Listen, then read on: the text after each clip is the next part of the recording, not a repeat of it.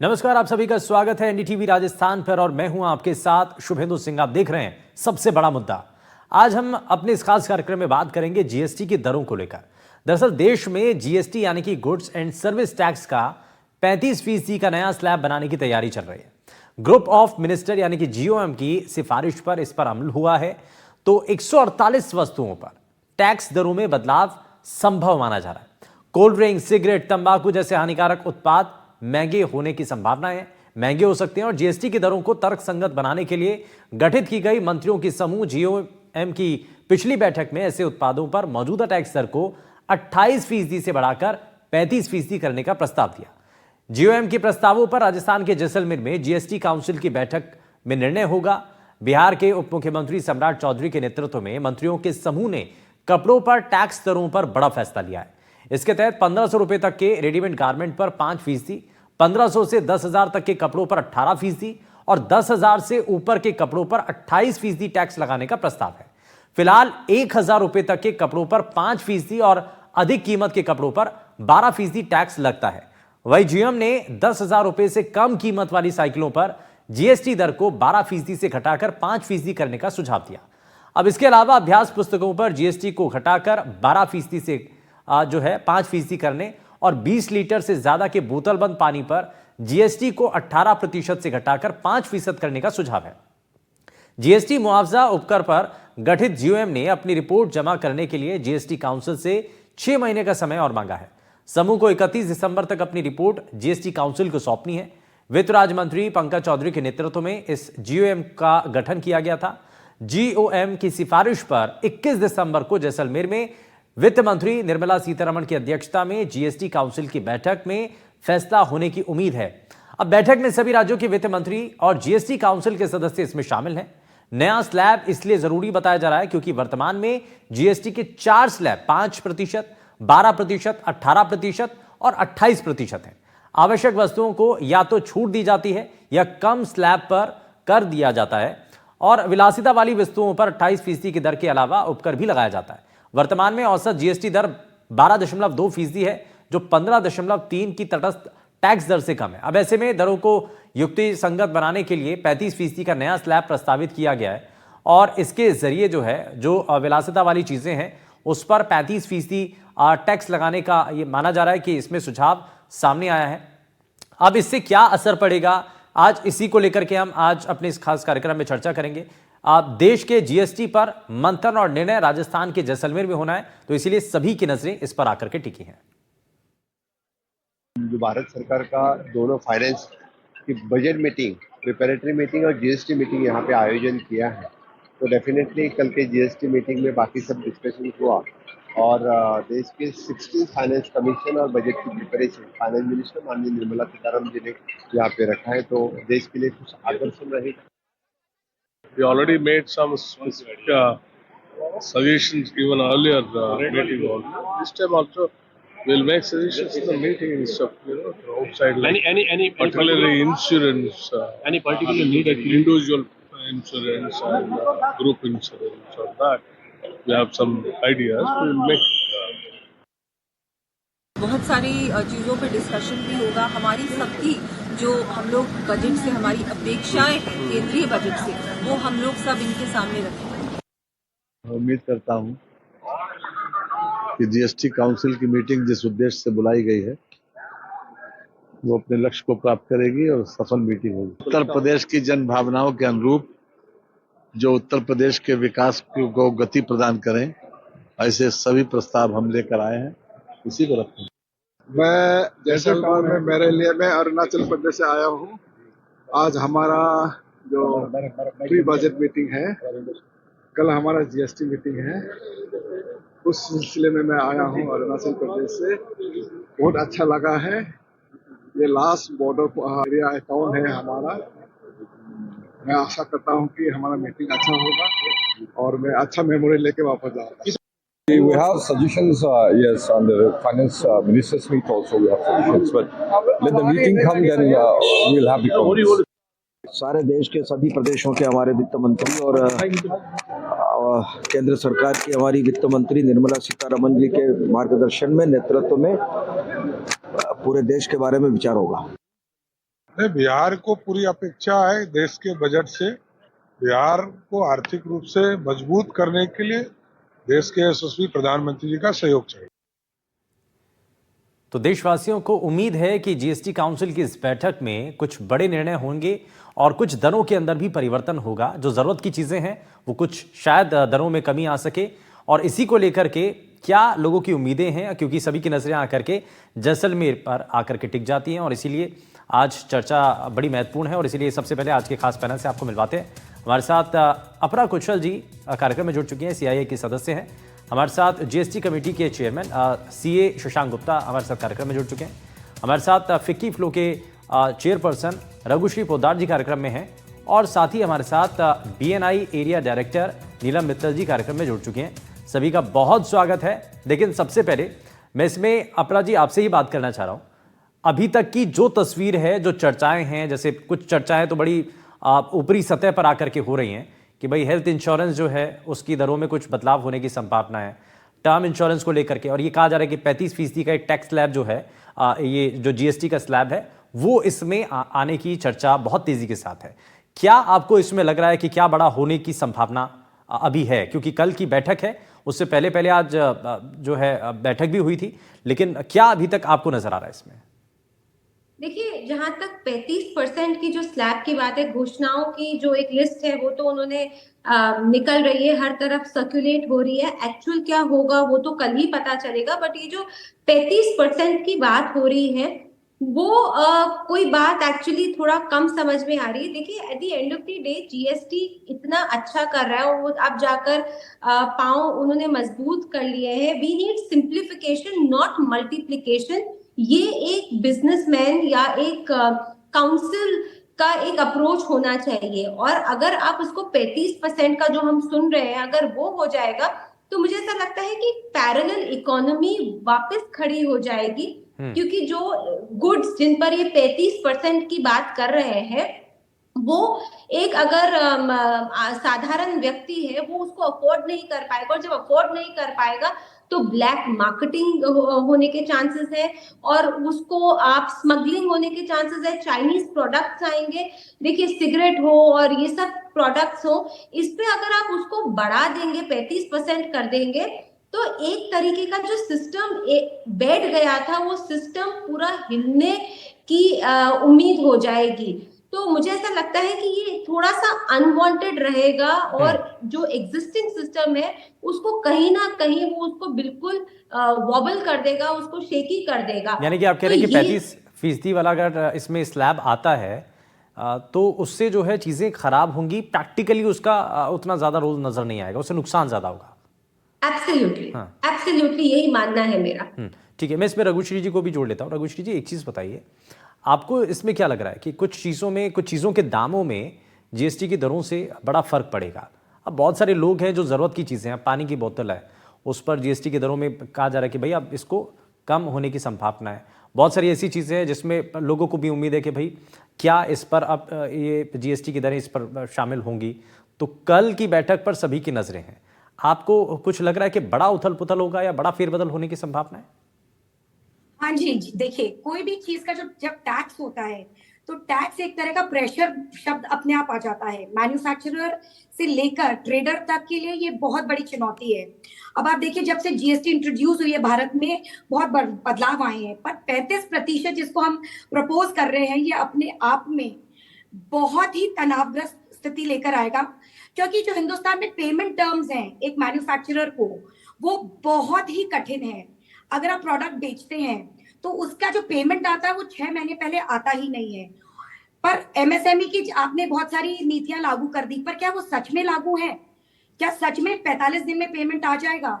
अगर नहीं आएगा तो टैक्स तो आपको देना पड़ता है 30वें दिन, 30th डे में। पर उसकी जो पेमेंट टर्म्स हैं वो कहीं पर भी स्थित नहीं है और स्थिर नहीं है। तो मेरे हिसाब से 35% एक मैन्युफैक्चरर के लिए बहुत ही दर्दनाक स्थिति हो जाएगी। और हमें सोचना चाहिए, इकोनॉमी भारत की बढ़ रही है, पर इसको जो पैरेलल इकोनॉमी जिसने अपरा जी ने बोला, ये काफी हद तक आगे बढ़ सकती है। और वापस जहां हम व्हाइट मनी की तरफ जा रहे हैं, कहीं ना कहीं ये रिवर्स गियर ना ले लें।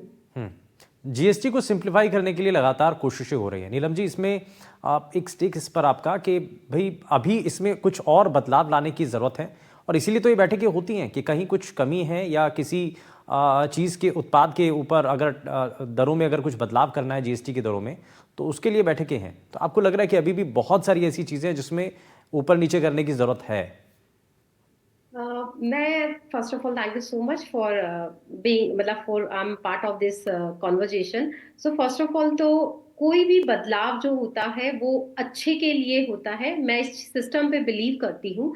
और जो हमारी फाइनेंस मिनिस्टर जो निर्मला सीतारमण जी है, अगर उनकी बैठक में कुछ ये फैसले लिए जा रहे हैं तो कुछ सोच समझ के लिए जा रहे हैं, क्योंकि इसको अगर हम विभाजित करें तो निम्न, मध्यम और उच्च वर्ग, इन तीनों के जीएसटी के अलग अलग पैरामीटर्स होते हैं। लेकिन जो देखने को देखा जा रहा है, 148 वस्तुओं पे जो टैक्सेस का स्लैब है, ये कल ही पिटारा खुलेगा, बट अभी तक जिनमें मिला है उसमें निम्न वर्ग को काफी राहत मिली है। इंश्योरेंस हो, पानी की बोतल हो, रोजमर्रा के सुख सुविधाओं के साधन हो, शैक्षणिक योग्यता के लिए स्कूल हो, यहाँ पे कोई टैक्सेस का बहुत बड़ा स्लैब देखने को नहीं मिला है।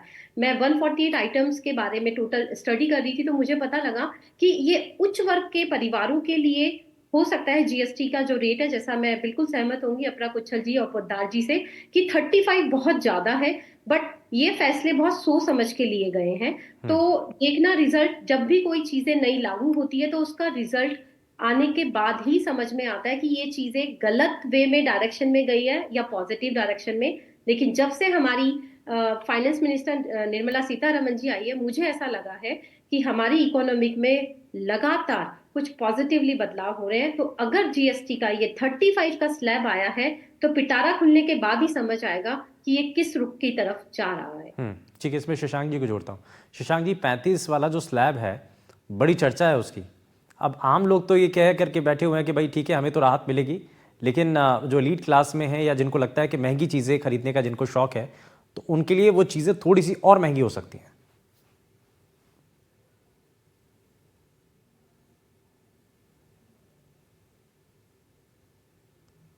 तो हम लोग कर रहे हैं, हाँ, बट उसके साथ में हम लोग ये भी ध्यान रखें कि किस तरह के प्रोडक्ट्स पे उस टैक्स को इम्प्लीमेंट किए जाने की बात है।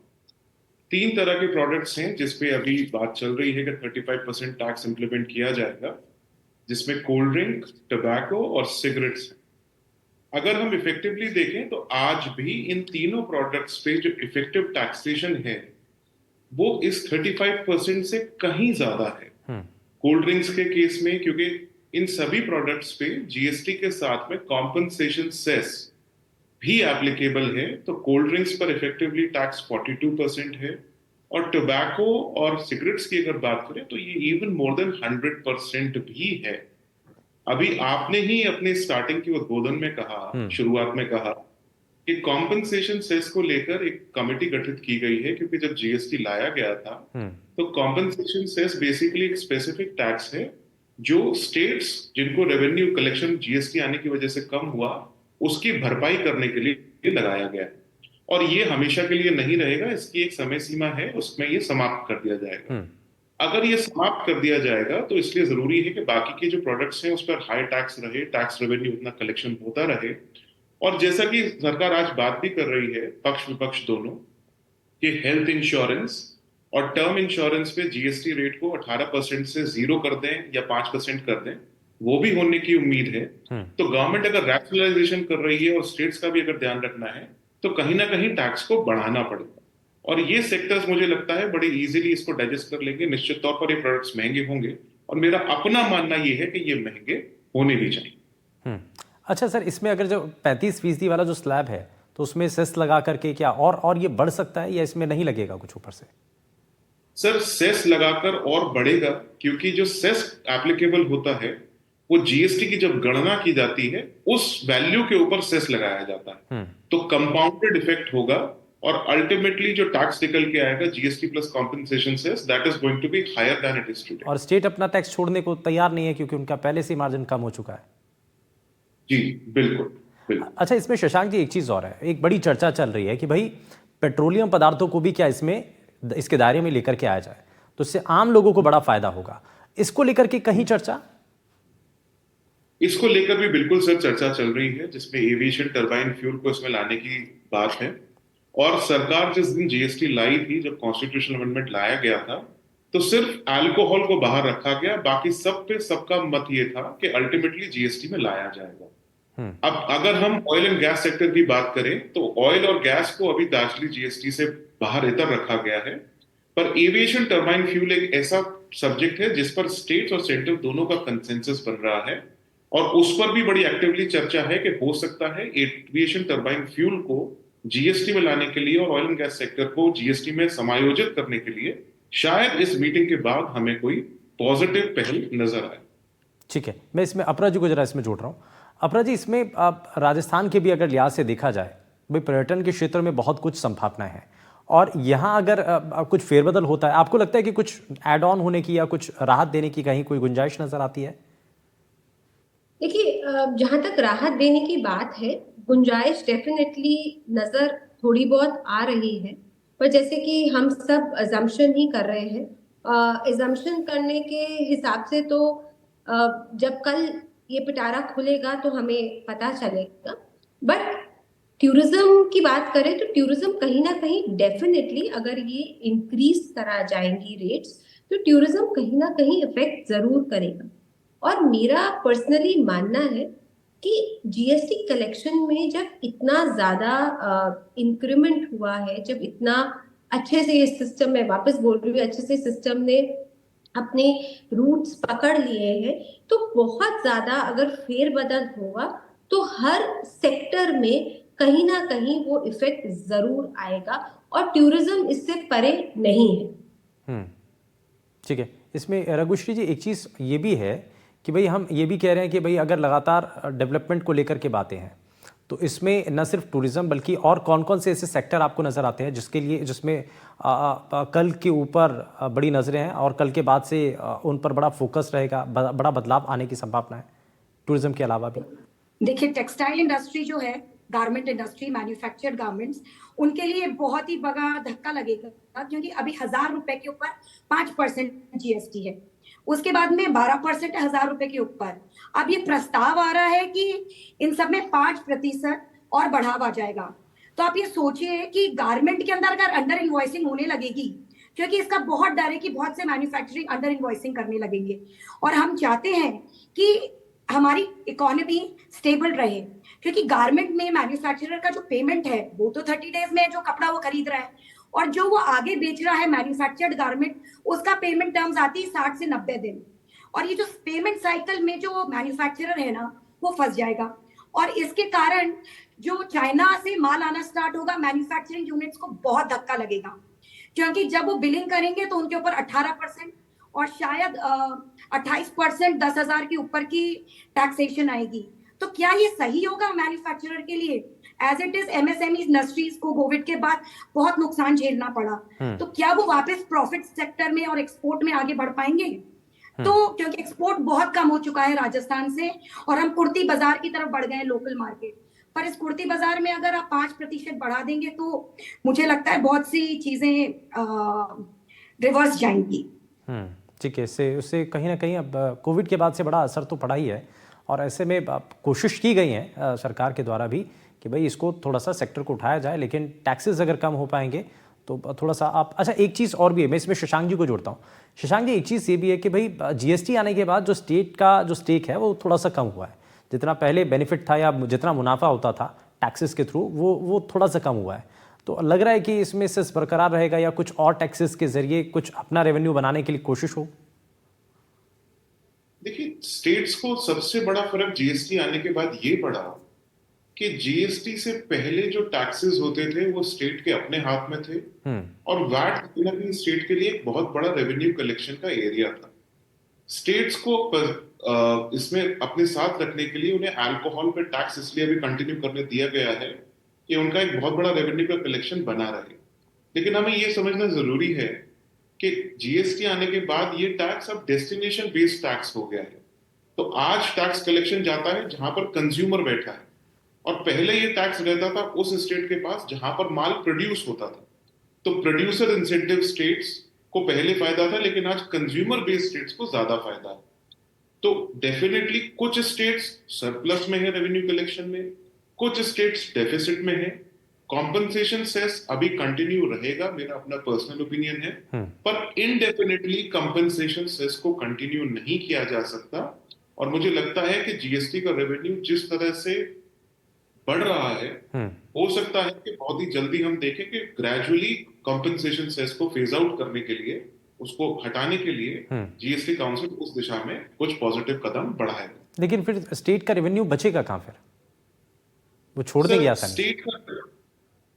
स्टेट का रेवेन्यू देखिए क्या है, जो जीएसटी का रेवेन्यू हमारा बढ़ रहा है क्योंकि हम एज एन इकोनॉमी ग्रो कर रहे हैं, हम और हमारा जब एज एन इकोनॉमी हम ग्रो कर रहे हैं तो ये ऐसा जरूर हो सकता है कुछ स्टेट वाइज डिस्पैरिटी रहे, कुछ स्टेट ज्यादा ग्रो कर जाएं, कुछ उतना ग्रो ना कर पाए। और उसमें फिर ये भी हो सकता है कि कॉम्पनसेशन सेस जैसे आज इक्वली एप्लीकेबल है सभी स्टेट्स के लिए, तो उसे फिल आउट करने के लिए जो स्टेट्स ऊपर आ गए हैं उनको कुछ अलग ट्रीटमेंट दिया जाए, जो पीछे रह गए हैं उनके लिए वो फेज कंटिन्यू किया जाए। कुछ इस तरह का बैलेंस एक्ट जरूर गवर्नमेंट कर सकती है। बट हाँ, ये जरूर बात तय है कि कॉम्पनसेशन सेस के लिए ये सब में अग्रीड है, लॉ में अग्रीड है कि it has to be phased out. Already delay हो चुका है, कितना और डिले हो सकता है ये देखने की बात। अच्छा, मैं वापस से सर आम जनता से जुड़ा हुआ एक बड़ा बेसिक सा सवाल है। हर कोई तो ये जानना चाहता है कि भाई रोज़मर्रा की जो चीज़ें हैं क्या वो सस्ती होने जा रही हैं, क्या उन पर टैक्स कम होगा या उस पर बढ़ जाएगा? आटा, दाल, चीनी, हाँ, ये जो चीज़ें हैं, बेसिक चीज़ें, क्या आपको लग रहा है जो पैक्ड चीज़ें हैं उस पर कुछ जो दरें हैं उसमें बढ़ोतरी की संभावना है? सर, मुझे नहीं लगता कि उसमें बढ़ोतरी होगी। गवर्नमेंट का इंटेंट रिलीफ देने का ही है। तो अगर मैं सब समाज से जुड़ी हुई चीजों को देखूं तो मुझे लगता है कि इंश्योरेंस का जो बात चल रही है कि 18% का जो टैक्स है उसे घटाकर 0% करना, मैं समझता हूं आप, हम सभी निम्न परिवार, मध्यम वर्गीय परिवार, सभी लोग इंश्योरेंस के लिए लेना चाहते हैं, लेना भी चाहिए। और उस पर अगर 18% का टैक्स हटाया जाएगा तो एक बेनिफिट है हर परिवार के लिए। एसेंशियल कमोडिटीज पे टैक्स कम करने की गवर्नमेंट की कंटिन्यूस कोशिश है। और इसीलिए जो हम देख रहे हैं कि सिन गुड्स, इस तरह के जो आइटम्स हैं जिन पर जो महंगे हैं या शौकिया आइटम है, इस पर इसलिए सरकार टैक्स बढ़ा रही है कि gradually on the other side कुछ रिलीफ आम जनता को दिया जा सके। ठीक है, मैं वापस लौटूंगा सर और इस सवाल के साथ वापस लौटूंगा क्योंकि कई मैसेजेस भी आए हैं कि भाई अब हमारा जो है, हम या तो टर्म इंश्योरेंस कराना चाह रहे हैं, हेल्थ इंश्योरेंस कराना चाह रहे हैं, तो अभी रुक करके कराएं क्योंकि बड़ी चर्चाएं चल रही हैं। तो इम्प्लीमेंटेशन कब तक होगा, उसमें समय लगेगा या तुरंत बाद काउंसिल की बैठक के बाद ही तुरंत ये तय हो जाएगा? मैं इस सवाल के साथ वापस लौटूंगा। लेकिन नीलम जी, मैं इसमें एक चीज़ ये कि भाई बहुत सारी चीज़ों में राहत की उम्मीदें हैं। आपको लग रहा है कि कौन सा ऐसा सेक्टर है जिसमें अभी भी थोड़ी सी दर जो है वो ज़्यादा है, उसमें कम करने के लिए सरकार को विचार करने की ज़रूरत है? दो चीज़ें जो इस स्लैब में आ रही है वो है, एक जो इन्होंने कपड़ों के ऊपर जो टैक्स का लगाया है, जो 15,000 से ऊपर के स्लैब पे जो आ रहा है, लगता है 35% वही टैक्स सबसे ज़्यादा आ रहा है। सेकेंडरी जो चीज़ें हैं, अभी आप पेट्रोलियम की बात कर रहे थे, तो पेट्रोलियम में भी ऐसा कोई डिबेट नहीं मिला है, उस पर भी जो जीएसटी का टैक्स है वो इम्प्रूव, मतलब बढ़ाने की संभावनाएं हैं। तो दो सेक्टर तो बहुत हाईली इम्पैक्ट करेंगे। इसके साथ ही जो राजस्थान स्टेट है वो टूरिस्ट और जो इवेंट्स के जो वेडिंग्स होती है उसके लिए बहुत ज़्यादा मतलब फेमस है। तो हो सकता है उस पर भी जो टैक्स का स्लैब है अभी क्लियर नहीं है, वहां भी एक एम्बिग्यूटी सिचुएशन क्रिएट है। तो उन स्लैब का भी पिटारा अभी खुलना बाकी है कि ये दो चार चीजें हैं। बाकी की तो अगर देखा जाए तो मैं बार बार कह रही हूँ कि निम्न और मध्यम परिवारों के लिए बड़ा राहत लेके आ सकता है, और उच्च वर्ग, मध्यम वर्ग, मतलब मध्यम वर्ग से ऊपर जो उच्च वर्गीय परिवार है उनके लिए हो सकता है कि ये जीएसटी का स्लैब थोड़ी सी प्रॉब्लम वाली चीज लेके आए, क्योंकि 35% स्लैब आमदनी का 100 का 35% देखने में ही भारी लगता है। 28% में लोग टैक्स भरने से डरते थे, वहां 35 का स्लैब आएगा तो कितनी टैक्स की चोरी होगी ये तो आने वाला समय ही बताएगा। और जो हमने तय एक लक्ष्य बना रखा है कि भाई हम अपने देश की जो इकोनॉमी है उसको बूस्ट करना है, तो उसके लिए टैक्स स्लैब में बड़ा परिवर्तन लाने की जरूरत है। हालांकि कोविड के बाद से बहुत हद तक नुकसान पहुंचा और कई रिबेट उसमें मिली है अपराध जी। तो यही समय है अब जब हम स्टेबल भी हैं और एक लंबी छलांग के लिए हमें तैयारी यहां से करनी होगी। अपराध जी, आप रिपीट करेंगे? सॉरी, मैं ये लॉन्ग टर्म के लिए जो आज बेस बनाया गया है, और अभी हम स्टेबल भी हैं। कोविड के बाद से तो बड़ा नुकसान हुआ, लेकिन अब हम स्टेबल हो चुके हैं। हाँ, तो फ्यूचर प्लानिंग के लिए। हाँ, जी बिल्कुल, एब्सोल्युटली स्टेबिलिटी बहुत ज्यादा है इस समय मार्केट में। और इस समय जैसे कि रघुश्री जी ने बोला कि जो ब्लैक मनी खत्म हो रहा था, वो मतलब वो एक एरा आ रहा था, और अगर हम इसको मतलब अनरीजनेबली इंक्रीज कर देंगे तो पैरेलल इकोनॉमी जिसे हम कहें, वो एक डेवलप होने की बहुत ज्यादा जरूरी है। और डेफिनेटली देखिए, काउंसिल ने बहुत सारे अच्छे प्रपोजल भी दिए हैं स्विगी जोमेटो पर। जैसे कि हमने देखा कि वो 5% हो जाएगा इनका जो रेट है, तो इससे बहुत ज्यादा आसान हो जाएगा। क्योंकि देखिए, बहुत वर्किंग क्लास हो गई है आजकल, और हस्बैंड वाइफ जब दोनों काम कर रहे हैं, वापस आकर स्विगी जोमेटो से वो खाना मंगाते हैं, बट क्योंकि वो इतना ज्यादा महंगा है, तो वो कहीं ना कहीं उस चीज को मतलब कर्व करने के लिए आई थिंक ये वाला तो बहुत सारे वेलकमिंग। अच्छा, बहुत ऑब्जर्व किया गया है। अब आप देखिए कि ये ऑनलाइन ऑर्डर जो है, खाने पीने का सामान है, इसको भी अगर माइन्यूटली अगर इसको नोटिस किया जा रहा है, तो यानी कि हर चीज पर नजर है। जी बिल्कुल, एब्सोल्युटली एब्सोल्युटली। सरकार की डेफिनेटली ये इनका प्रयास है कि एक स्टेबिलिटी लेकर आए। बट ऐसा मुझे लगता है कि एज अ कॉमन मैन, वो एक जो हमारे कंसर्न्स है उनको एक बार they should keep it in mind, and कहीं ना कहीं उसको एक बैलेंस एक्ट कर कर आगे बढ़ने की जरूरत है। ठीक है, मैं शशांक जी यूज कार्स की आप देख लीजिए, जो ईवी व्हीकल्स है, उस पर भी जो टैक्स उन्होंने डिफरेंट कर दिया है, उन्होंने they have made it at par with the larger vehicles. तो कहीं ना कहीं दे आर ट्राइंग, बट कुछ एरियाज में मुझे लगता है कि और ज्यादा स्ट्रेस देने की जरूरत। ठीक है, और इसी से जुड़ा हुआ एक सवाल शशांक जी से। शशांक जी, ये ना इंडिया की पॉलिसी भी, और हर स्टेट इस पर काम कर रहा है कि भाई ईवी पॉलिसी बेहतर की जाए। हाँ, ईवी को बढ़ावा देने के लिए तो बैटरी पैक जो है और जो असेंबल करने के लिए जो सामान का इस्तेमाल किया जाता है, उस पर जीएसटी की दरों को लेकर के लग रहा है कि कुछ बदलाव इसमें है। बिल्कुल बिल्कुल, इसमें उम्मीद है कि इसको सरकार जीएसटी काउंसिल एक्टिवली कंसीडर करके टैक्स रेट को कम करेगा। और इसका एक बहुत बड़ा पॉजिटिव इंडिकेटर ये भी है कि स्टेट्स ने, कुछ प्रदेशों ने अपने स्तर पर जो रोड टैक्स ईवी व्हीकल्स पे लगता है उसको खत्म कर दिया है। तो उससे ईवी सेक्टर को एक बड़ा बूस्ट मिल रहा है। और मुझे लगता है कि ग्रेजुअली हम देखेंगे कि जीएसटी रेट्स में भी जरूर रिडक्शन ईवी व्हीकल्स में होगा। maybe in this meeting, maybe as an outcome of this meeting, or maybe any subsequent meeting, but that is certainly, मतलब वो जरूर अंडर कंसिडरेशन है, वो जरूर प्रस्तावित है कि उस पर टैक्स रेट कम किया। ठीक है, बहुत शुक्रिया सर, बहुत शुक्रिया सभी खास मेहमानों का हमारे साथ इस कार्यक्रम में शामिल होने के लिए। लेकिन कल की बड़ी महत्वपूर्ण बैठक है, और उससे पहले आज जब चर्चा कर रहे हैं तो उम्मीदों की बात है। कल क्या होने जा रहा है वो तो कल की बैठक के बाद ही पूरी तरीके से साफ होगा, लेकिन बहुत सारी चीज़ों में बदलाव के संकेत मिल रहे हैं। आम लोगों के लिए कुछ राहत भरी खबर है, लेकिन 35% स्लैब से कुछ लोग हैरान जरूर हैं। लेकिन क्या होगा ये कल के बाद तय हो पाएगा। यहाँ रुक रहे एक छोटे से ब्रेक के लिए, आप कहीं मत जाइएगा, बने रहिए एनडीटीवी राजस्थान के साथ। नमस्कार।